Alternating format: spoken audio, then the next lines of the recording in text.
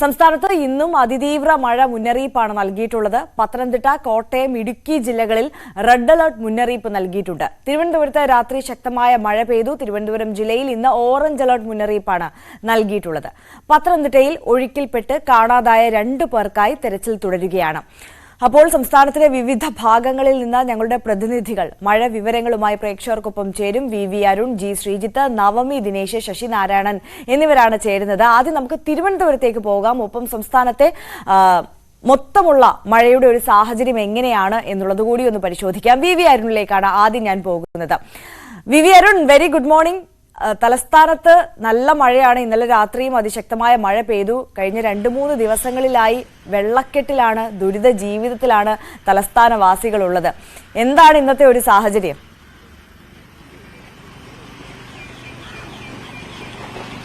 അറിയാം, അല്പം ആശ്വാസത്തിലുള്ള വകയാണ് രാവിലെ തലസ്ഥാനത്ത് നിന്ന് റിപ്പോർട്ട് ചെയ്യാനുള്ളത്. മഴ അലർട്ടൊക്കെ ഉണ്ടെങ്കിലും കാര്യമായ മഴ ഈ രാവിലെ പെയ്യുന്നില്ല. രാത്രിയും വെളുപ്പിന് 4 മണി 5 മണി സമയത്തുമൊക്കെ മഴയുണ്ടായിരുന്നുവെങ്കിൽ ഇപ്പോൾ മഴ മാറി നിൽക്കുകയാണ്. വലിയ ആശ്വാസമാണ് തലസ്ഥാനവാസികൾ. കാരണം ഈ മഴ വേനൽ മഴ തുടങ്ങിയ സമയം മുതൽ ഇടവപ്പാതി എത്താനിരിക്കുന്നു. അതിനു മുമ്പ് തന്നെ ആദ്യത്തെ മഴയിൽ തന്നെ തലസ്ഥാനം അക്ഷരാർത്ഥത്തിൽ വെള്ളത്തിൽ മുങ്ങുകയായിരുന്നു. വെള്ളത്തിൽ മുങ്ങുക മാത്രമല്ല, നമുക്കറിയാം ഇപ്പോൾ സ്മാർട്ട് റോഡുകളുടെ ഭാഗമായുള്ള കുഴികൾ ആണ് നഗരത്തിൽ എവിടെയും. ആ കുഴികളെല്ലാം വെള്ളം നിറഞ്ഞ് ഇന്നലെയും ചാലയടക്കമുള്ള പ്രദേശങ്ങളിൽ വീടുകളിലേക്ക് വെള്ളം കയറി വലിയ ദുരിതമാണ്. എല്ലായിടത്തും വലിയ ദുരിതമാണ് ജനം അനുഭവിച്ചത്. നഗരസഭയ്ക്കെതിരെ വലിയ ജനരോഷമുണ്ട്, സർക്കാരിന് വലിയ ജനരോഷമുണ്ട്. മഴ പെയ്യുമെന്ന് എല്ലാവർക്കും അറിയാവുന്ന കാര്യമാണ്. എന്നിട്ടും അതിനുള്ള മുന്നൊരുക്കങ്ങൾ നടത്തിയിരുന്ന പരാതിയാണ് പൊതുവിൽ ഉയർന്നത്. ഏതായാലും ഇന്നലെ വെള്ളം കയറിയ പ്രദേശങ്ങളിലൊക്കെ രാത്രിയോടെ തന്നെ വെള്ളം ഇറങ്ങി. ഇന്നും ഒരു സ്ഥലത്തും അത്തരത്തിൽ വെള്ളം കയറിയ പ്രശ്നങ്ങളില്ല. ചാലയിൽ ഇന്നലെ ഒരു വീട്ടിലൊക്കെ മണിക്കൂറുകളോളം വെള്ളം കയറിയ അവസ്ഥയുണ്ടായിരുന്നു. നഗരസഭ കുറച്ചുകൂടി സജീവമായി ഇന്നലെ രംഗത്തിറങ്ങിയതും കാണാമായിരുന്നു. പരമാവധി വെള്ളം കെട്ടിനിൽക്കാതിരിക്കാനുള്ള സംവിധാനങ്ങൾ നഗരസഭയുടെ ഭാഗത്തുനിന്ന് ഇന്നലത്തെ ഒരു പ്രവർത്തനത്തിലൂടെ ഉണ്ടായിട്ടുണ്ട്. ഇന്നും ഞാനുള്ളത് കണ്ണമ്മൂല ഭാഗത്താണ്. പലപ്പോഴും നിറഞ്ഞു കവിഞ്ഞൊഴുകുന്ന ഒരു തോടാണിത്. ഇത് ഇന്ന് ഏറെക്കുറെ വെള്ളം ഇറങ്ങിയ അവസ്ഥയിലാണ്. പക്ഷേ ഒരു അടുത്ത മഴ പെയ്താലും ഇത് തന്നെയായിരിക്കും അവസ്ഥ. എങ്കിലും വലിയ പ്രശ്നങ്ങളില്ലാതെ ഈ മഴക്കാലം കടന്നു പോകാം എന്ന പ്രതീക്ഷയിലാണ് സർക്കാരും നഗരസഭയും ഒക്കെ ഉള്ളത്. എത്രത്തോളം സാധ്യമാണ്. പ്രത്യേക നഗരത്തിലെ കുഴികൾ, ഈ സ്മാർട്ട് റോഡുകൾക്കായി എടുത്ത കുഴികൾ പൂർണ്ണമായും മഴക്കുഴികളായി മാറുന്ന അവസ്ഥ, വലിയ അപകടം അതിലൂടെ പോലും ഉണ്ടാകുന്ന അവസ്ഥ. ഈ മാസം അവസാനത്തോടുകൂടി സ്മാർട്ട് റോഡുകളുടെ പണി പൂർത്തീകരിക്കാൻ സർക്കാർ പ്രഖ്യാപിച്ചതാണ്. അത് സാധിക്കുമോ എന്ന കാര്യത്തിലുമൊക്കെ വലിയ ആശങ്ക ഉയർന്നു വരും. നമുക്കറിയാം, സ്കൂൾ തുറക്കാൻ പോവുകയാണ് ദിവസങ്ങൾക്കപ്പുറം. അതുകൊണ്ട് തന്നെ അതിനു മുമ്പ് സ്മാർട്ട് റോഡിന്റെ പണി പൂർത്തിയാക്കുക. റോഡുകൾ തന്നെയാണ് ഈ മഴയ്ക്കൊപ്പം നമ്മൾ ഈ തലസ്ഥാനത്ത് നിന്ന് റിപ്പോർട്ട് ചെയ്യേണ്ട ഒരു സംഗതി, നമ്മൾ കാണേണ്ട ഒരു സംഗതി. എങ്ങനെയെങ്കിലും റോഡുകളുടെ പണി മഴക്കാലത്തിന് ഈ പ്രഖ്യാപിത മഴ സീസണിന് മുമ്പ് പൂർത്തിയായെങ്കിൽ വലിയ ദുരന്തത്തിലേക്കുമാകും തലസ്ഥാനം പോകുക. ഏതായാലും ഇന്ന് അല്പം ആശ്വാസമുള്ള തെളിഞ്ഞ കാലാവസ്ഥയാണ് തലസ്ഥാനത്ത് ഈ സമയം നമുക്ക് റിപ്പോർട്ട് ചെയ്യാൻ കഴിയുന്നത്. അരുണ്, ഈ തെളിഞ്ഞ കാലാവസ്ഥ ഉണ്ട് എന്നുള്ളത് ആശ്വാസം നൽകുന്ന കാര്യമാണ്. ഈ തലസ്ഥാനത്ത് നമ്മൾ കണ്ടതാണ്, പ്രധാനമായും ഈ ചാല, തമ്പാനൂർ ഭാഗത്തൊക്കെ ഒരുപാട് ജനങ്ങൾ മറ്റുള്ള നാടുകളിൽ നിന്നും എത്തുമ്പോഴും അതേപോലെ നമ്മുടെ വാഹന ഗതാഗതത്തിനുമൊക്കെയുള്ള പ്രധാനപ്പെട്ട ഏരിയ കൂടിയാണ്. അവിടെയൊക്കെ ഈ വെള്ളക്കെട്ട് രൂക്ഷമായത് ഒരുപാട് ബുദ്ധിമുട്ടുണ്ടാക്കിയിട്ടുണ്ട്. ഇപ്പോഴും അത്തരത്തിൽ വെള്ളക്കെട്ട് തുടരുന്ന അവസ്ഥയാണോ? ഈ മഴ ഒന്ന് മാറി നിൽക്കുന്നത് വെള്ളം ഇറങ്ങിപ്പോകാനുള്ള ഒരു സാഹചര്യം ഒരുക്കുന്നുണ്ടോ?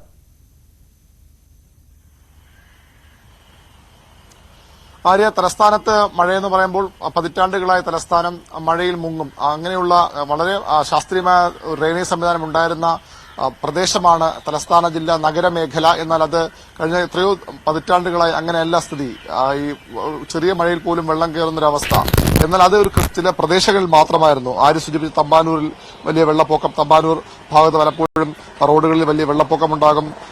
കണ്ണമ്മൂല, ജഗതി പോലുള്ള ഉള്ളൂർ പോലുള്ള ചില പ്രദേശങ്ങളിൽ ഈ തോടിന്റെ കരയിൽ താമസിക്കുന്ന ആളുകൾക്ക് എല്ലാ മഴക്കാലവും അവർക്കൊരു സ്ഥിരം അനുഭവമായിരുന്നു. വീടുകളിലേക്ക് വെള്ളം കയറുക, ദിവസങ്ങളോളം അവർ ക്യാമ്പുകളിലേക്ക് മാറുക എന്നുള്ളതൊക്കെ. പക്ഷെ ഇപ്പോൾ അങ്ങനെയല്ല കാര്യങ്ങൾ. തലസ്ഥാനത്ത് ഈ ഏതാനും ചെറിയ നമുക്ക് ചൂണ്ടിക്കാണിക്കാവുന്ന സ്ഥിരം വെള്ളം കയറുന്ന മേഖലകളല്ല ഉള്ളത്. എല്ലായിടത്തും അതിന് തന്നെ അടുത്ത് തന്നെ ഗൗരീശപട്ടം എന്നൊരു സ്ഥലം, അതുപോലെ ആനേറ, മണക്കാടൊക്കെ ചരിത്രത്തില്ലാത്ത തരത്തിൽ വെള്ളം കയറുന്ന അവസ്ഥയാണ് ഇപ്പോൾ ഉള്ളത്. മണക്കാട്, തോട്ടം മേഖലകളിലൊക്കെ അങ്ങനെ എല്ലായിടത്തും നഗരത്തിൽ ഏതാണ്ട് എല്ലാ ഭാഗത്തും വെള്ളം ഇരച്ചെത്തുന്ന അവസ്ഥയാണുള്ളത്. ജനങ്ങൾ വളരെ സുരക്ഷിതമെന്ന് കരുതി വീട് വാങ്ങി താമസിക്കുന്ന പ്രദേശങ്ങളിൽ പോലും ദിവസങ്ങളോളം അവർക്ക് ഉള്ളിലേക്ക് കഴക്കൂട്ട മേഖല വലിയൊരു വെള്ളപ്പൊക്ക ഭീഷണിയുള്ള സ്ഥലമാണ്. ചെറിയ മഴയിൽ പോലും വെള്ളം കയറുന്ന നിരവധി പ്രദേശങ്ങൾ നമ്മൾ കഴിഞ്ഞ മഴക്കാലത്തൊക്കെ നമ്മൾ റിപ്പോർട്ട് ചെയ്തതാണ്. അങ്ങനെ നഗരത്തിന്റെ ഏതാണ്ട് എല്ലാ ഭാഗത്തും ഇത്തരത്തിൽ ഒരുപക്ഷെ ഗ്രാമീണ മേഖല ഒഴിച്ചു നിർത്തിയാൽ നഗരമേഖലയുമായി ബന്ധപ്പെട്ട നഗരവുമായി ചേർന്ന എല്ലാ പ്രദേശങ്ങളിലും ഇത്തരത്തിൽ ഒരു മഴയ്ക്ക് തന്നെ ഒറ്റ ദിവസം കൊണ്ട് തന്നെ വെള്ളം വീടുകളിലേക്ക് ഇരച്ചെത്തുന്ന ജനങ്ങൾ അവിടെ നിന്ന് വിട്ടുപോകാൻ നിർബന്ധിതരാകുന്ന അവസ്ഥയിലേക്ക് കാര്യങ്ങൾ മാറുകയാണ്. അക്ഷരാർത്ഥത്തിൽ തലസ്ഥാനം ഒരു വെള്ളപ്പൊക്ക മേഖലയായി മാറുന്നു. അത് ഏതെങ്കിലും ഒന്നോ രണ്ടോ പ്രദേശങ്ങളല്ല, നഗരത്തിൽ പൊതുവിൽ അങ്ങനെ ഒരു അവസ്ഥ ഉണ്ടാകുന്നു. റോഡുകളുടെ അവസ്ഥ കൂടിയാകുമ്പോൾ അത് ദുരിതം ഇരട്ടിപ്പിക്കുകയാണ്. ആളുകളുടെ റോഡുകൾ ഇപ്പോഴും കുഴി തന്നെയാണ്. പ്രധാന അരുൺ സൂചിപ്പിച്ചതുപോലെ തന്നെ ഈ സ്മാർട്ട് റോഡിനായി എടുത്തിട്ടുള്ള കുഴികൾ അതാണ് ഇപ്പോഴത്തെ ഒരു പ്രധാന വിഷയമായി നിൽക്കുന്നത്.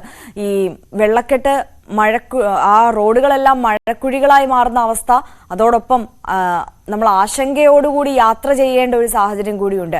പക്ഷേ ഈ മഴക്കാല പൂർവ്വ ശുചീകരണം അടക്കമുള്ള പ്രവൃത്തികൾ അത് ഈ മഴ എത്തുന്നതിന് ഒരു 2 ദിവസം മുമ്പാണ് ആരംഭിച്ചത് എങ്കിൽ പോലും അതുകൊണ്ട് തന്നെ പൂർണ്ണമായ ഫലപ്രാപ്തിയിലേക്ക് എത്തിയിട്ടില്ല. എന്നാൽ പോലും ഈ മഴ മുന്നൊരുക്കം അത് നഗരസഭയുടെ ഭാഗത്ത് നിന്ന് ഏത് തരത്തിൽ ഉണ്ടായി എന്ന് നമ്മൾ വിലയിരുത്തണം. ഇപ്പോൾ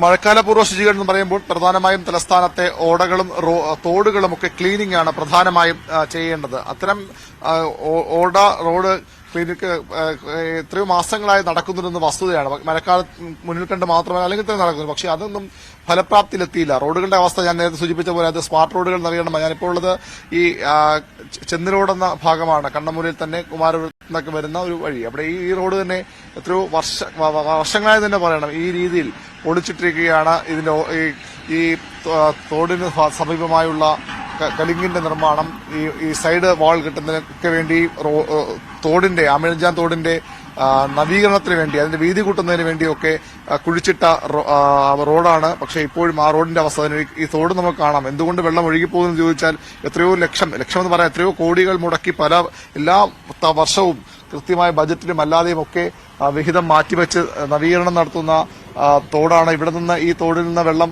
ഒഴുകി വേളി വഴി വേളി പൊഴി മുറിച്ച് കടലിലേക്ക് കടക്കുക എന്നുള്ളതാണ് ഈ വെള്ളപ്പൊക്കം പരിഹരിക്കാനുള്ള പ്രധാനപ്പെട്ട വഴി. അങ്ങനെ വെള്ളം ഒഴുകി പോകുമ്പോഴാണ് ഇവിടെ നഗരം വെള്ളപ്പൊക്ക ഭീഷണി ഒഴിയുന്നത്. പക്ഷേ നമുക്കിപ്പോഴും കാണാം, ഈ ഏതാനും ആഴ്ചകൾക്ക് മുമ്പ് ഇവിടെയൊക്കെ വലിയ JCB പോലുള്ള യന്ത്രങ്ങൾ ഉപയോഗിച്ചുകൊണ്ട്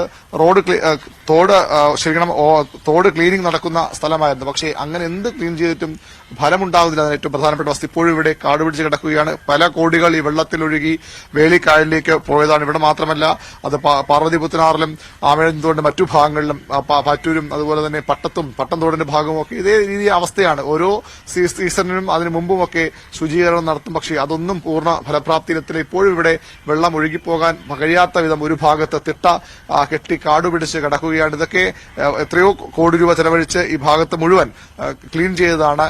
ഇതിന്റെ ആഴം കൂട്ടി ഇപ്പോൾ ഈ ഒരു വെള്ളം ഇങ്ങനെ നിൽക്കാതെ പെട്ടെന്ന് ഇറങ്ങിപ്പോകുന്നതിനൊരു കാരണം സ്വാഭാവികമായി ഇതിന്റെ ആഴം വീതിയും ഒക്കെ കൂട്ടിയിട്ടുണ്ട്. അതുകൊണ്ട് വെള്ളം ഒരു ഭാഗത്ത് ഒഴിച്ചു, പക്ഷെ അപ്പോഴും ഇതിന് 2 വശങ്ങളിലും ഇപ്പോഴും വെള്ളം ഒഴുകിപ്പോകാനാകാതെ കെട്ടിക്കിടക്കുന്ന അവസ്ഥയുണ്ട്. ഇതേ അവസ്ഥയാണ് ആമിഴഞ്ചാൻ തോടിന്റെ മറ്റു ഭാഗങ്ങളിലും പാർവതി പുത്തനാറിലുമൊക്കെ. ഇങ്ങനെ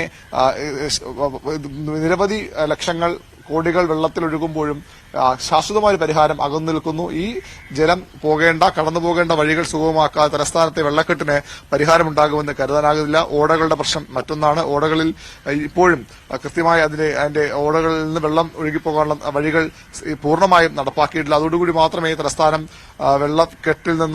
വെള്ളക്കെട്ട് ഭീഷണിയിൽ നിന്ന് ഒഴിയുകയുള്ളൂ. ഏതായാലും അത്ര എളുപ്പമല്ല കാര്യങ്ങൾ. ഇനി ഈ ഒരു മഴക്കാലം കൂടിയെങ്കിലും ദുരിതകാലമായി തന്നെ തലസ്ഥാനവാസികൾക്ക് ഏറ്റുവാങ്ങേണ്ടി വരും.